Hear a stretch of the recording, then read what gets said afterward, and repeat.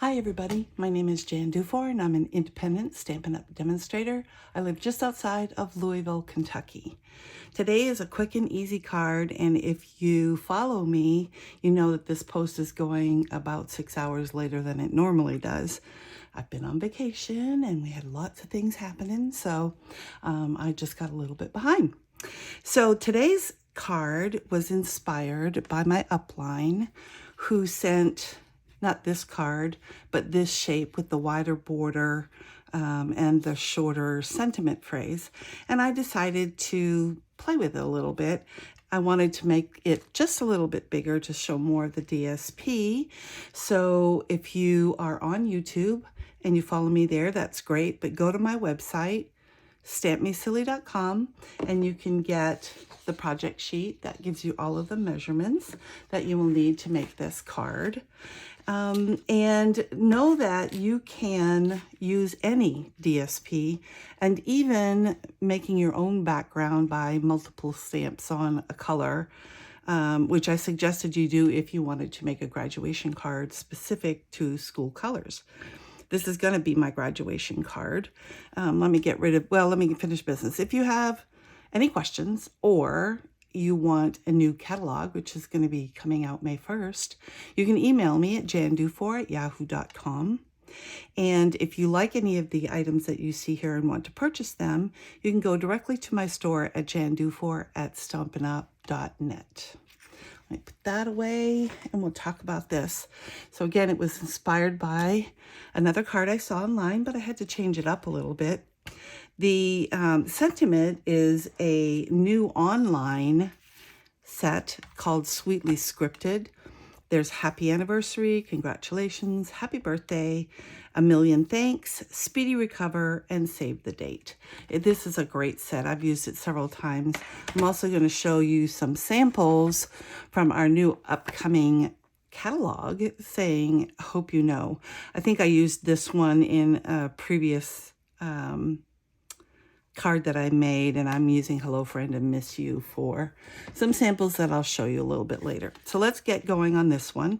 Again, you don't have to write down the measurements. You can go to my website and pick up the project sheet, and it will give you everything you know.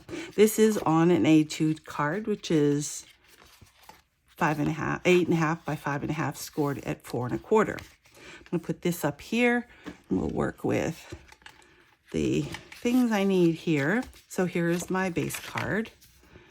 Let's see, I'll put this up here. We're going to start with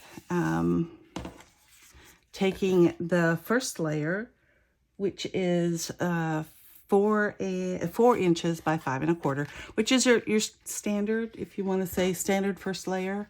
If you are on my website, you can also find a freebies page, and on that freebies page is a little thing that says, with A2 that's highlighted in yellow, all the different layers, if you want a half layer, first layer, second layer, etc. So that's available. But we're going to just go ahead and put some glue on this and lay that down. And this is Daffodil Delight and Sweet Sorbet. Now, the cardstock is Be Mine, or the DSP is Be Mine, and that's going to be on our online store even after the annual, because this was originally part of our mini catalog, which ends at the end of April. But you'll be able to get it because it's on our online store. Sweet Sorbet, however, is going out of its 2-year rotation. Every year we introduce 5 new colors, and this year we've added, let me grab the pads. You've probably seen this if you follow other people with Stampin' Up, but the 5 new colors this year, I have to learn them, is Peach Pie, Shy Shamrock. Pretty in Pink is a returning color, and I'm so happy because it's a really baby pink, which is not peachy pink, not orangey pink, not gray pink. It's just flat out pink, which I love. Pink Petunia, Petunia Pop, and then Summer Ash. It's very similar but different. Pool Party also kind of blends in that. But these are the new 5 colors. They stay for 2 years. So 5 colors are leaving, and Sweet Sorbet is one of them. So that's what that whole conversation was. Then these are cut at 5 inches long, and they're 1 3/16, which is 3 tick marks up from 3. And when you cut them, you should be cutting them. So, whoops, so this is a puzzle. This does not go. How does this go? Hang on. I took them apart. I shouldn't have. Nope, that's not right either. Uh-oh. Let's see. Oh, here. This one goes here. As you can see, the pieces belong. We got pretty good pieces. There we go. It goes like this. Okay. So you should cut it 5 across the top and then cut them and then keep them in order. This particular one doesn't really matter the way it got cut, but some of the flower ones I'll show you later, you'll notice do matter. So I'm just going to put a little bit of glue on here. And I always do the corner first, the outside first, which I think I talked about in another card that I did. We're doing lots of stripes and strips and scraps, and quick, which is, I'm going to save the middle one and go to the far side next. It's a good time of year to get rid of the DSP you have, so you have lots of room for the new stuff that's coming out shortly. So we've been doing a lot of scrappy pieces. You can pretty much cut anything up and slap it down in scraps and then put a sentiment on it, and it's going to look good. I love our Stampin' Up! Colors all being able to be compatible. They all match the marker, the ink, the refills, the paper, all of it.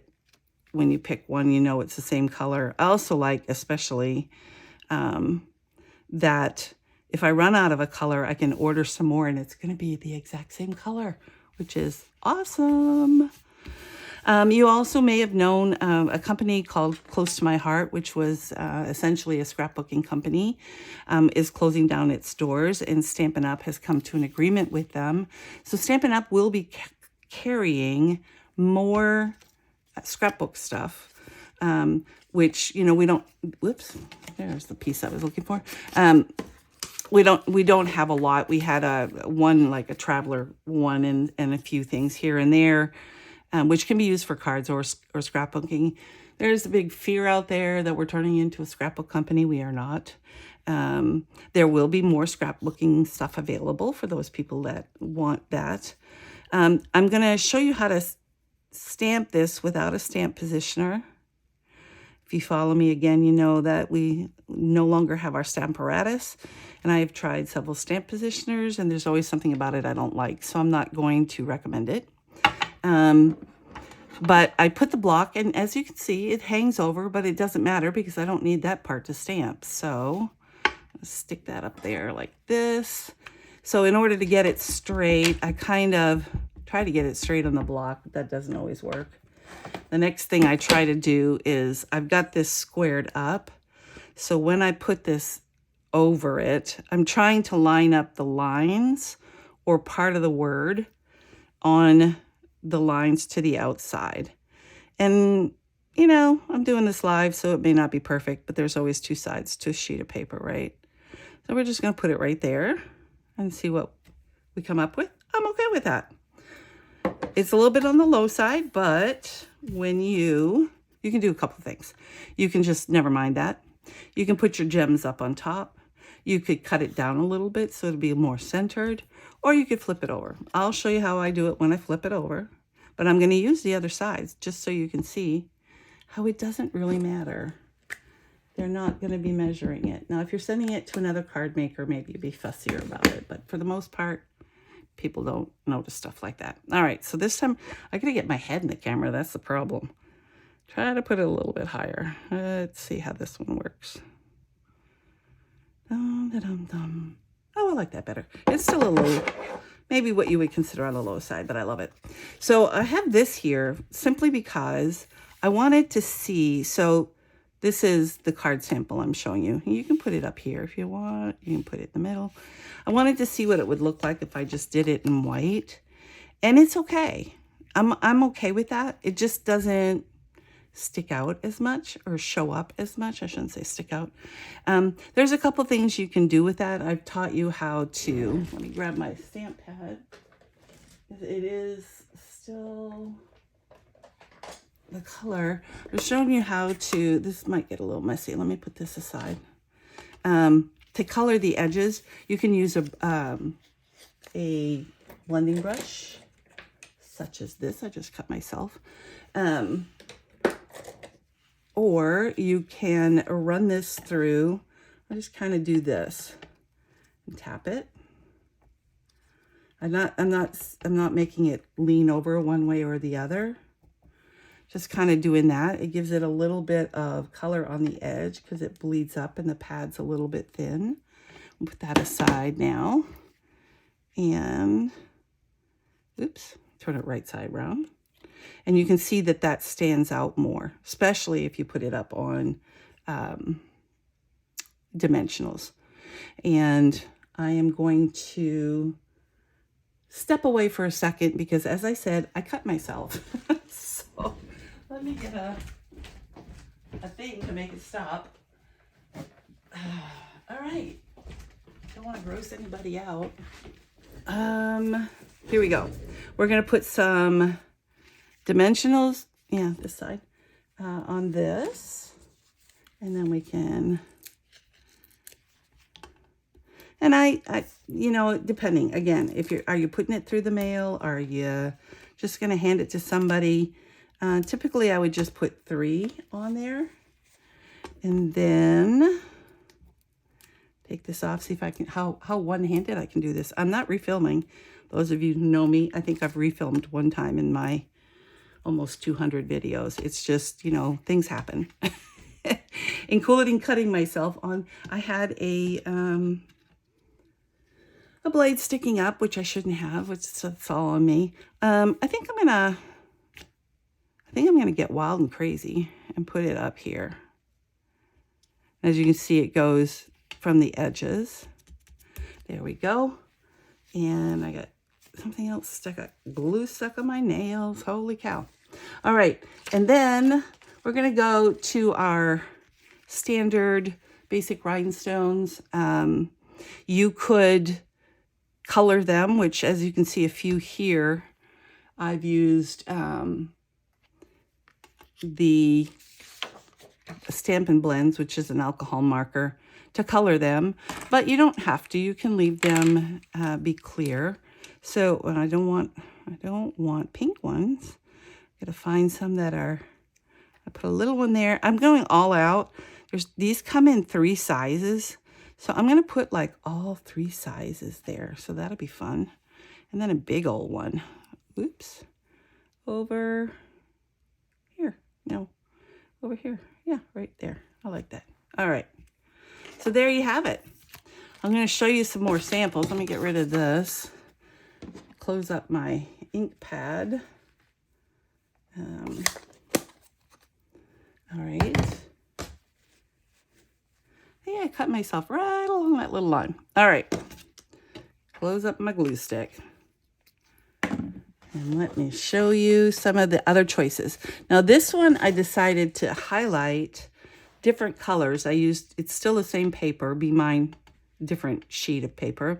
Had some green in it, so I used the green to highlight it, used the black to make the Black of the Bee stand out.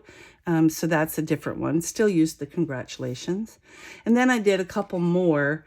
And here's where it not matters. It's probably more aesthetically pleasing if you keep the continuation of the flower. As you can see, it makes it look more like those 3-panel artworks that you buy that are a continuation of it.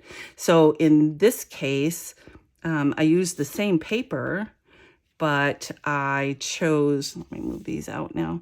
I chose different, I reversed the colors to see which one I liked best. I'm not sure which one I like best. I kind of like them both. But if I had to pick, I'd probably pick this one. more because I think the green makes it stand out more than the Blackberry Bliss. And this is paper from Marvelous something. I can't remember what it was called. I'll write it down in the bottom of my sheet. It's Marvelously Made. That's what it's called. And I just cut up. So even using a big pattern looks quite nice. I hope you enjoyed this, minus me cutting myself. I apologize for that. But like I said, I don't usually refilm. Have a great day. Look forward to the new catalog coming up at the end of this month. We'll get a new one out, and if you want to see it, you can look online, but if you want to order anything and you'd like to choose me as your demonstrator, I'd be honored. Thanks so much for stopping by. Bye.